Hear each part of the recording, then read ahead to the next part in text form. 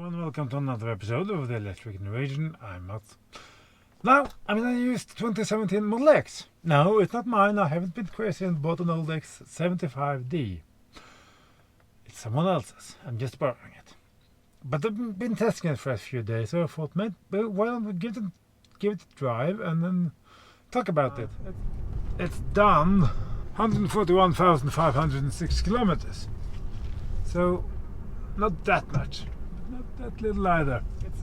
It's a nice car to drive. Yeah, the tires are a little bit on the noisy side, but still, there's no autopilot on this one. It has cruise, but no autopilot. It can have, it has all the cameras. It's just not activated. I must say the seats in the Tesla Model X is brilliant. I have no clue if they're... I think they're sort of the next gen plus a little bit. And they're really, really nice. They can be a little bit firm, and then you sit in them in a while, and you just I really like this. It's hug you very well, and yeah. Of course, one thing I noticed having this car, using it a bit on the motorway and stuff, consumption, at least now, and it's getting colder outside, it's sort of high. It's running 220, 30, 40, 50 sometimes. Of course, I come from a new Model Y though, with a heat pump and everything. This doesn't have any of that.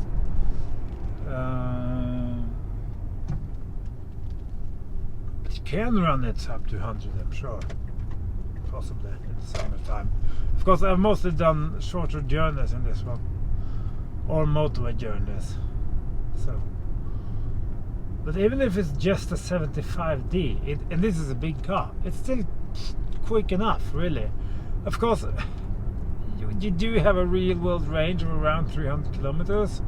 So, sort of, if you do a lot of long journeys, you might want a bigger battery. The owners have had this car now for 3 years or something like that, maybe, I think. Something. There's not been any major issues with it.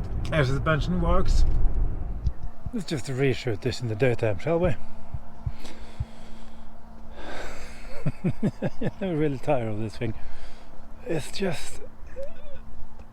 I know some people love and some people hate the Falcon wing doors. I adore them, yes. If you're just gonna go quick in the car, they can be in the way, but look how accessible this is. And then you can just do this, or you can see. How do you do that? You get in the back, get into the seventh row here, and you have all the space you need, or you have more luggage space. Yeah, the family owning this have some kids and stuff, and I haven't cleaned the car out. And I have a child seat here, and I have all the space in the world. And even if I close the door,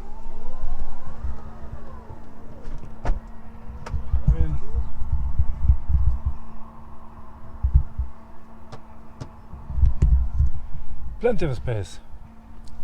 The interior. You can see there the A-pillars is quite big and fat. Particularly on that side, and that's a negative actually. Come to think of it, oh, I can't get out. Damn it.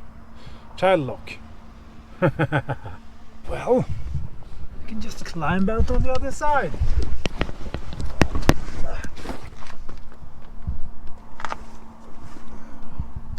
Just literally walk through the car.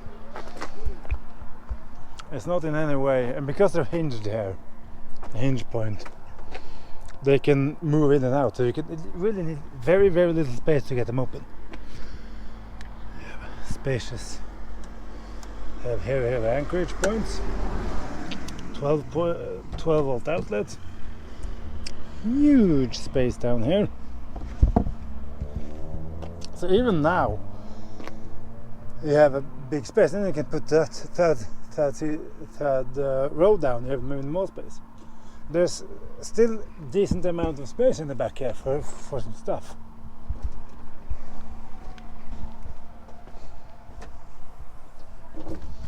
And then here huge trunk here with plenty of space in it for everything.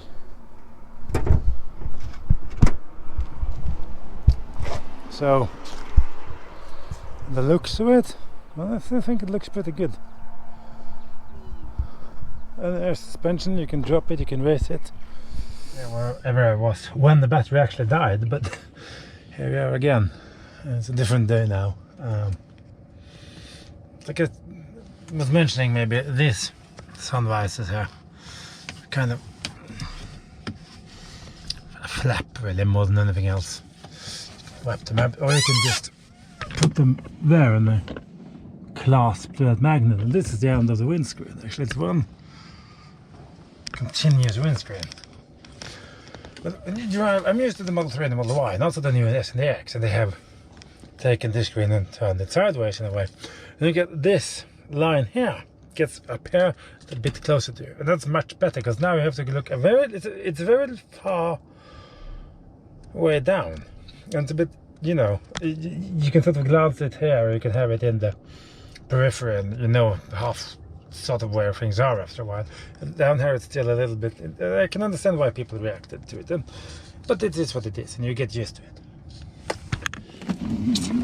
It's a space, like I said, and this coupled situation is kind of, you constantly bump into it and it makes a noise, but it is what it is, and it sort of works. These are inserts, by the way, to make them less rattly, and they work. And also the A-pillar here, it's massive.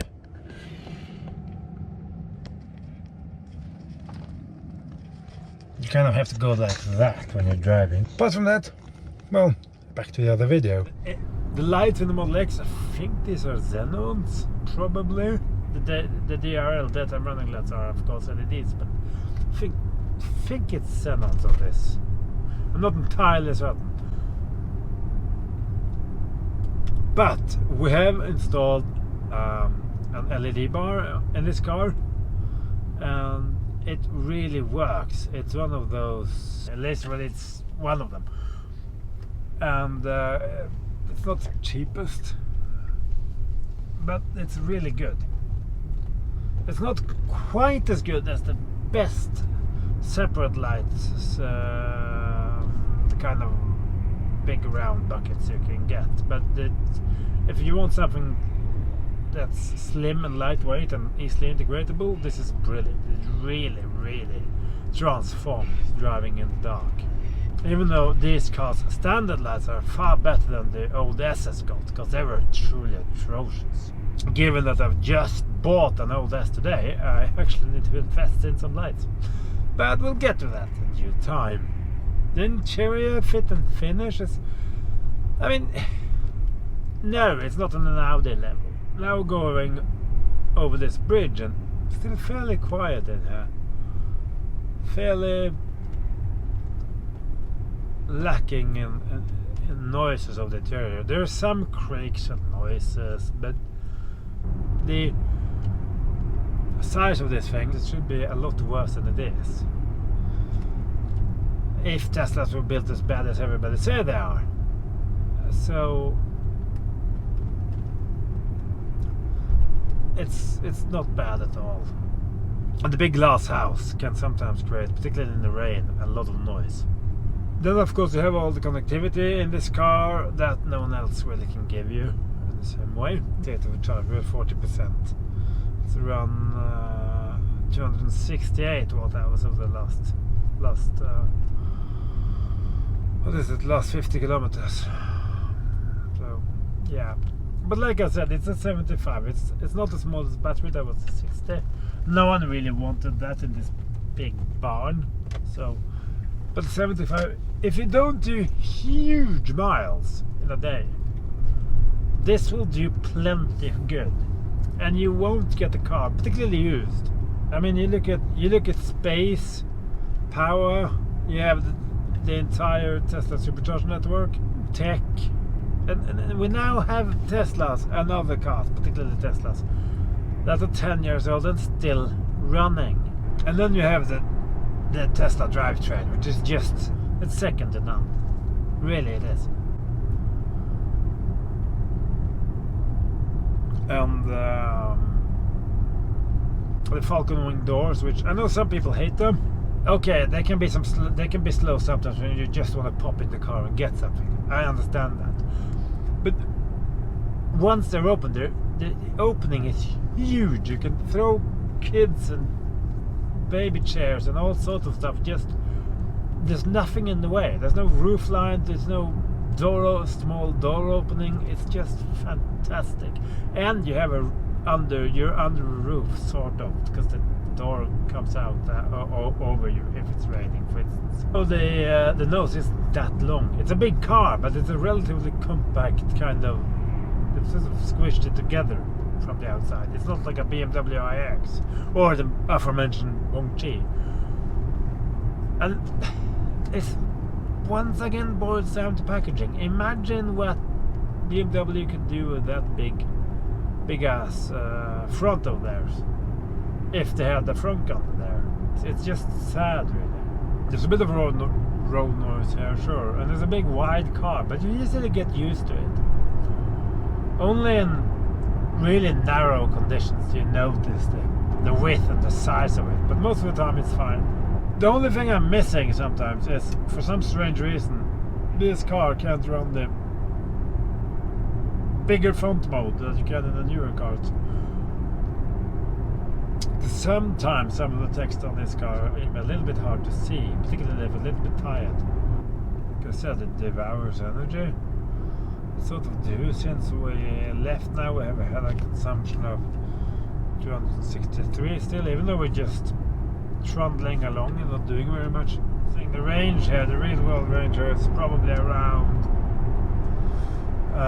there we have. It's proper light, this one. It's probably around 250 to 300, maybe 350 on a good summer's day in not so high-speed driving. The automatic headlights, which are running now, combining with the beam, it works okay. It's a little bit slow to engage, but it's relatively quick to disengage, which is possibly more important. I don't know. Try to count, and it uses about 5 seconds to engage again once it turns itself off. If it detects light from another light source, a car, or sometimes also the reflections of a big sign or something. In this kind of conditions here with the animals and stuff, you never can get enough light. I know I always been saying that, but I really mean that. It's so much more comfortable to drive with proper lights in the car. It's really, you just relax in a different way because you have more control. Because the turning circle of the Tesla is still slightly like an oil tanker. Rubbish. And even this base car still have plenty of power and plenty of oomph.